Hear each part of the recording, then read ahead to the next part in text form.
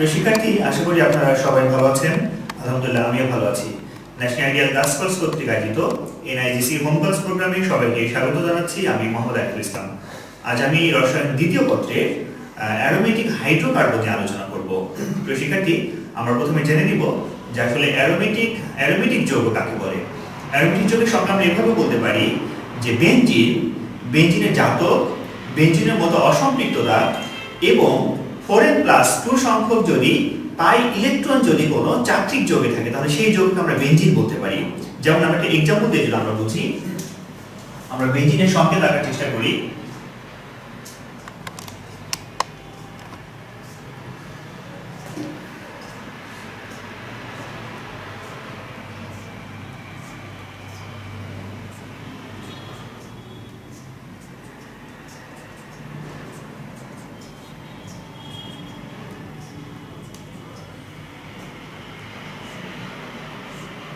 এই জন্য বেনজিন, তাই না? আমরা এটা বেনজিনের সংকেত আমরা আঁকলাম।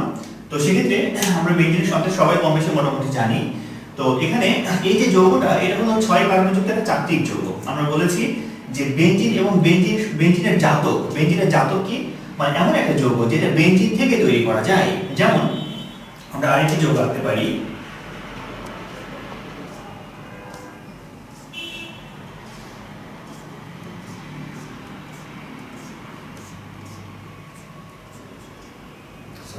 আমরা প্রতিস্থাপন দিব।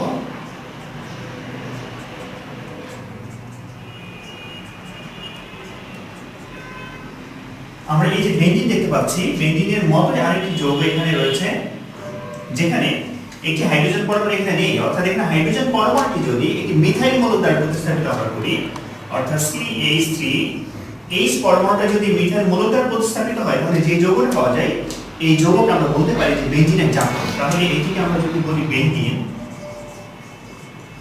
তাহলে এটাকে আমরা বলতে পারি বেনজিনের জাতক।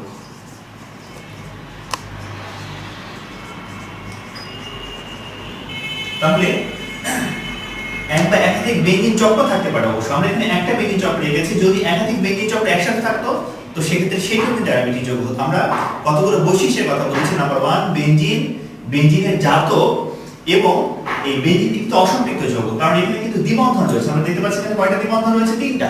সুতরাং আমরা বলতে পারি বেনজিন একটি অসম্পৃক্ত যৌগ। যে সকল যৌগে কার্বন কার্বন দ্বিবন্ধন বা ত্রিবন্ধন থাকে তাদেরকে কিন্তু আমরা অসম্পৃক্ত যৌগ বলি। এবং একই সাথে আমরা আরেকটি কথা উল্লেখ করেছি, সেটি হলো যে 4n+2 সংখ্যক যদি পাই ইলেকট্রন থাকে। এই যে 4n+2 সংখ্যক পাই ইলেকট্রনের কথা বলছি, আসলে আমরা এটা মিলাই নিই। 4n+2 সংখ্যক পাই ইলেকট্রন বলতে আসলে আমরা কি বুঝি? আমি যদি নিচে লিখি 4n+2, এই যে সংখ্যাটা, এটাকে আমরা বলি হাকের সংখ্যা। হাকের সংখ্যক যদি পাই ইলেকট্রন থাকে, হাকের সংখ্যক পাই ইলেকট্রন থাকতে হবে প্রত্যেকটা বেনজিন চক্রে অথবা বেনজিনের জাতকে। আমরা প্রথমে বেনজিনের দিকে যদি লক্ষ্য করি, তাহলে দেখতে পাচ্ছি আমরা 3টা দ্বিবন্ধন রয়েছে। এই 3টি দ্বিবন্ধনের মধ্যে এই যে দ্বিবন্ধন, এই দুটি দ্বিবন্ধনের মধ্যে, মানে এই দ্বিবন্ধনের মধ্যে কিন্তু একটি বন্ধনকে আমরা বলি সিগমা বন্ধন এবং আরেকটি বন্ধন হলো পাই।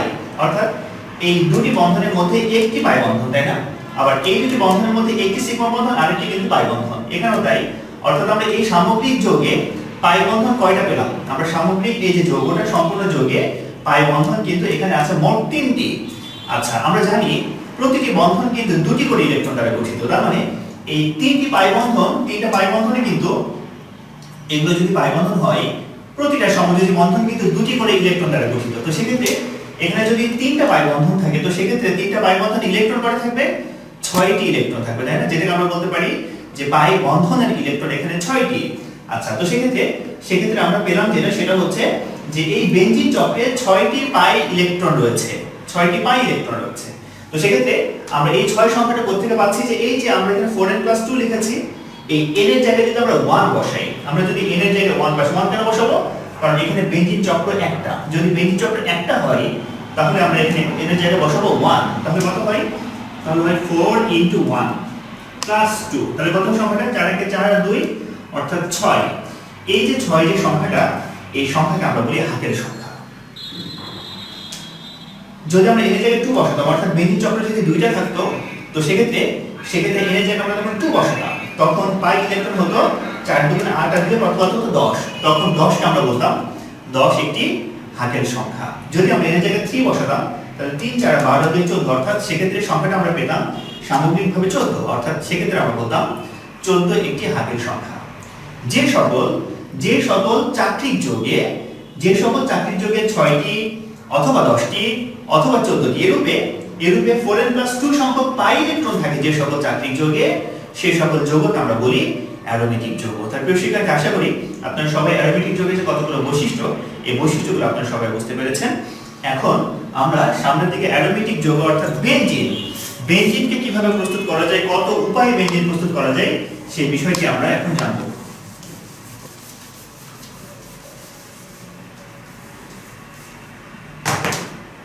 এটা আমাদের শেষ।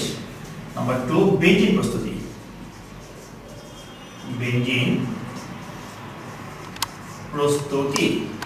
বেনজিন আমরা নানা ভাবে কিন্তু আমরা বেনজিন প্রস্তুত করতে পারি।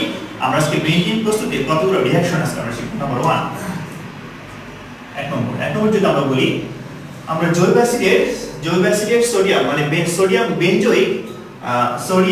বেনজয়েট থেকে আমরা কিন্তু বেনজিন তৈরি করতে পারি। যেমন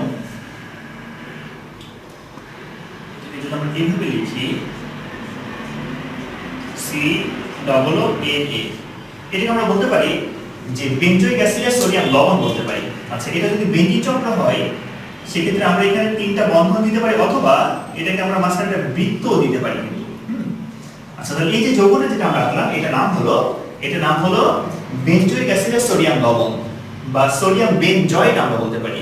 আচ্ছা, এই সোডিয়াম বেনজয়েট এটার সাথে এখন যদি আমরা সোডিয়াম হাইড্রোক্সাইড যদি আমরা যোগ করি এবং সেক্ষেত্রে ক্যালসিয়াম অক্সাইড যদি প্রভাবক থাকে, সেক্ষেত্রে আমরা জানি যে এই যে বিক্রিয়া যেটি ঘটবে এই বিক্রিয়াকে বলা হয় ডিকার্বক্সিলেশন বিক্রিয়া। অর্থাৎ এখান থেকে এই যে প্রথম যে যৌগটা রয়েছে এখান থেকে একটি কার্বন পরমাণু এখান থেকে অপসারিত হয়ে যায়। এই কার্বন পরমাণু বা তথা এই সম্পূর্ণ যে অংশ COONA সম্পূর্ণ মূলকটি এখান থেকে অপসারিত হয়ে এখানে একটি হাইড্রোজেন বসে, অর্থাৎ এই যে সোডিয়াম হাইড্রোক্সাইড এখানকার H পরমাণু সম্পূর্ণ মূলককে প্রতিস্থাপিত করে দেয়। সেক্ষেত্রে কি হয়? সেক্ষেত্রে যৌগটি এরকম হয়, সেই সাথে উৎপন্ন হয় সোডিয়াম কার্বনেট আর ক্যালসিয়াম অক্সাইড। এটি কিন্তু প্রভাবক, অর্থাৎ এটি অনুরূপ কোনো পরিবর্তন ঘটে না। তার মানে যেটা আমরা পেলাম এটা কিন্তু বেনজিন। আমরা বেনজিনকে সংক্ষেপে আমরা এইভাবে লিখতে পারি, তাই না? আমরা বেনজিনকে কিন্তু সংক্ষেপে এইভাবে লিখতে পারি। এই যে গঠন, এই গঠন থেকে আমরা আসলে কি বুঝি? এই গঠন থেকে আমরা বুঝি যে প্রত্যেকটি কোণায় কিন্তু একটি করে কার্বন পরমাণু আছে। অর্থাৎ এখানে 6টি কোণা আছে এবং 6টি কোণার প্রত্যেকটা প্রান্তের বিন্দুতে একটি করে কার্বন পরমাণু রয়েছে এবং একটি পরপর কিন্তু দ্বিবন্ধন রয়েছে, যেটা আমরা এর আগের চিত্রে উল্লেখ করেছি। সেক্ষেত্রে প্রত্যেকটা কার্বনের সাথে কিন্তু একটি করে হাইড্রোজেন পরমাণু আছে। এখানে প্রতিটি কোণে একেবারে কার্বন, তার সাথে কিন্তু একটি হাইড্রোজেন পরমাণু আছে, তাই না? এখানে প্রত্যেকটা কোণার ক্ষেত্রে এখানে একটি কার্বন পরমাণু আছে, তার সাথে একটি হাইড্রোজেন পরমাণু আছে, যেটা আমরা পূর্বের চিত্রে উল্লেখ করেছি। এখন আমরা এই যে বেনজিন তৈরির প্রথম যে বিক্রিয়াটা সেটা আমরা শিখলাম। এখানে কি ঘটেছে? এখানে এই অংশটা এই হাইড্রোজেন পরমাণু দ্বারা প্রতিস্থাপিত হয়েছে। তো সেক্ষেত্রে এখানে কিন্তু একটি হাইড্রোজেন আছে, তাই না? প্রত্যেকটা জায়গায় কিন্তু একটি করে হাইড্রোজেন আছে, যেটা কিন্তু আমরা উল্লেখ করিনি। এখানে কিন্তু একটি করে হাইড্রোজেন আছে, যেটা আমরা উল্লেখ করি না। যদি আমরা উল্লেখ না করি তাতেও কিন্তু আমরা বুঝতে পারি যে আসলে প্রত্যেকটা কোণায় একটি কার্বনের সাথে একটি করে হাইড্রোজেন পরমাণু কিন্তু সংযুক্ত আছে। তাহলে আমরা প্রথম রিঅ্যাকশনটা আমরা শিখলাম। নাম্বার 2, সেটা হচ্ছে আমরা হচ্ছে টলুইন থেকে আমরা বেনজিন তৈরি করতে পারি। আচ্ছা, টলুইনটা আমরা একটু পরে করি। আমরা ফেনল থেকে আগে বেনজিন তৈরি করি। ফেনল মানে কি? বেনজিন চক্রের সাথে যদি OH মূলক যুক্ত থাকে, বেনজিন চক্রের সাথে যদি একটা OH মূলক যদি যুক্ত থাকে সেটাকে আমরা বলি ফেনল। তাহলে এটার নাম হলো ফেনল। এর সাথে যদি আমরা জিঙ্ক গুঁড়া মিশ্রিত করে যদি আমরা চাপ দেই তাহলে এই ফেনল কিন্তু বেনজিনে পরিণত হয়। সেক্ষেত্রে আমরা পেয়ে যাবো এখান থেকে বেনজিন পেয়ে যাবো। আর এই জিঙ্ক আর এই জিঙ্ক আর অক্সিজেন এই দুটো মিলে উৎপন্ন করবে কিন্তু জিঙ্ক অক্সাইড।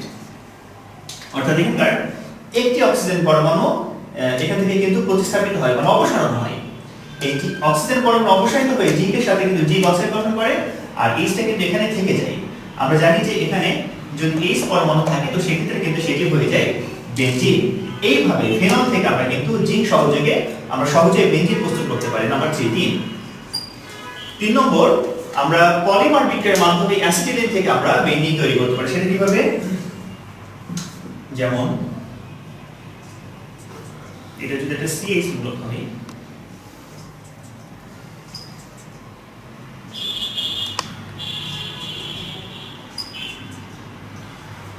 আমরা অ্যাসিটিলিন থেকে বেঞ্জিন প্রস্তুতি এখন শিখছি অ্যাসিটিলিন থেকে। সেটা কিভাবে? অ্যাসিটিলিন মানে কি? অ্যাসিটিলিন মানে কিন্তু ইথাইন। তাহলে ইথাইন আমরা সংকেত লিখি, এই যে এটা আমরা ইথাইন যদি অণু তৈরি করে দেই, এটা একটা ইথাইন অণু, এটা একটা ইথাইন অণু, এটা একটা ইথাইন তথা অ্যাসিটিলিন অণু। এই যে ইথাইন যেটা আমরা পেলাম, এটা এই ইথাইন কিন্তু গ্যাস, তাই না? আমরা জানি ইথাইন গ্যাস। এই ইথাইন গ্যাসকে আমরা যদি উত্তপ্ত অবস্থায়, খুবই উত্তপ্ত অবস্থায় যদি লৌহ নলের মধ্য দিয়ে চালনা করি, এই গ্যাসকে লোহার নল, লোহার পাইপ তার মধ্য দিয়ে আমরা চালনা করবো। লোহার পাইপটা খুবই গরম, কত তাপমাত্রায় উত্তপ্ত থাকতে হবে? এটি 450 ডিগ্রি সেলসিয়াস তাপমাত্রায় উত্তপ্ত থাকতে হবে। আয়রন প্রভাবের উপস্থিতি, অর্থাৎ আয়রন একটি পাইপ, অর্থাৎ লোহার পাইপের মধ্য দিয়ে 450 ডিগ্রি সেলসিয়াস তাপমাত্রায় যদি আমরা ইথাইন গ্যাস যদি চালনা করি, সেক্ষেত্রে উৎপন্ন হবে বেঞ্জিন। কিভাবে উৎপন্ন হবে? এই যে এখানে ত্রিবন্ধন আছে না, এটার একটি বন্ধন এখানে চলে যায়, একটি বন্ধন চলে আসে এখানে, আর আরেকটি বন্ধন চলে আসে এখানে। সেক্ষেত্রে কি হয়? তাহলে একটি বন্ধন যদি এখানে চলে যায়, তো সেক্ষেত্রে কিন্তু এখানে দ্বিবন্ধন থাকে, তাই না? তার মানে CH এখানে আমরা দ্বিবন্ধন দিতে পারি, আর একটি বন্ধন এখানে থাকে, মানে তিনটার একটা এখানে চলে গেছে, আর এখানে ছিল তিনটার মধ্যে একটা বন্ধন কিন্তু এখানে চলে আসছে। আচ্ছা, হয়ে গেছে। তাহলে আমরা দেখলাম যে এখানকার একটা বন্ধন এই যে মাঝখানে চলে গেছে, আর এখানকার একটা বন্ধন যদি আমরা এখানে দেই, আর এই অ্যাসিটিলের একটা বন্ধন যদি আমরা এই দুইটা কার্বনের মাঝখানে যদি সংযুক্ত করে দেই, সেক্ষেত্রে কিন্তু সেটা হয়ে যায় বেঞ্জিন। তার মানে আমরা ইথাইন গ্যাসের পলিমার বিক্রিয়ার মাধ্যমে কিন্তু আমরা বেঞ্জিন তৈরি করতে পারি। তাহলে আমরা তিনটে রিঅ্যাকশন শিখলাম। আচ্ছা, এগুলো আমরা বুঝে দেই।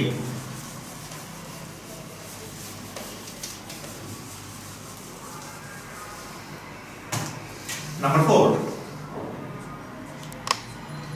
আমরা গ্রিগনার্ড বিকারক থেকে বেঞ্জিন তৈরি করব। সেটা কেমন? গ্রিগনার্ড বিকারক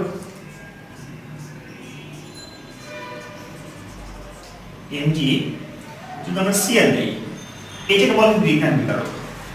এটাকে আমরা বলি যে অ্যারিন বা ফিনাইল। এই যে মূলকটা, এই মূলকটা অর্থাৎ বেঞ্জিন যে মূলক, পুরো বেঞ্জিন থেকে যদি একটি হাইড্রোজেন পরমাণু আমরা অপসারণ করি, সম্পূর্ণ বেঞ্জিন থেকে যদি আমরা একটি হাইড্রোজেন পরমাণু অপসারণ করি, তাহলে যে মূলকটা পাওয়া যায় তার নাম হলো ফিনাইল মূলক।